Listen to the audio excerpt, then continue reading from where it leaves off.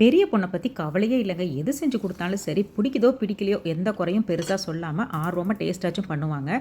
குழந்தையிலேருந்தே அப்படி தான் வச்சுக்கோங்களேன். அதே மாதிரி தாங்க நானே எப்போவாச்சும் ஏதாச்சும் பவுடர் அரைச்சி வச்சுட்டு முழிப்பேன். இது என்னவா இருக்கும் அப்படின்னு சொல்லிட்டு. அப்போ என் பொண்ணு பார்த்தீங்கன்னா அதில் உள்ள ஸ்மெல்லை வச்சே வந்துட்டு இதில் என்னெல்லாம் மிக்ஸ் பண்ணியிருக்கு, என்னெல்லாம் கலந்துருக்கும் அப்படிங்கிற மாதிரி எனக்கு சொல்லுவாங்க. அப்புறம் தான் எனக்கே ரீச் ஆகும்.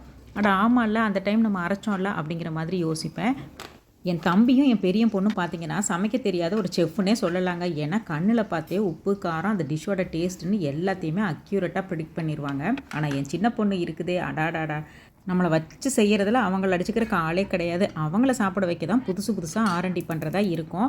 இப்போ தாங்க ஒரு வழியாக எக்ஸாம்ஸ் எல்லாம் முடிஞ்சிருக்கு. சரி, பிள்ளைங்க கொஞ்சம் டயர்டாக ஃபீல் பண்ணுவாங்களே அப்படின்னு சொல்லிட்டு அவங்களுக்கு பிடிச்ச மாதிரி ஒரு குட்டியாக சர்ப்ரைஸாக குக்கிங் தான் பண்ணியிருந்தேன். ரொம்ப சிம்பிள் தான். எப்பவும் பண்ணுறதா இருந்தால் கூட பார்த்தீங்கன்னா ஒவ்வொரு தடையும் ஒரு புதுசாக தான் ஃபீல் பண்ணுவாங்க.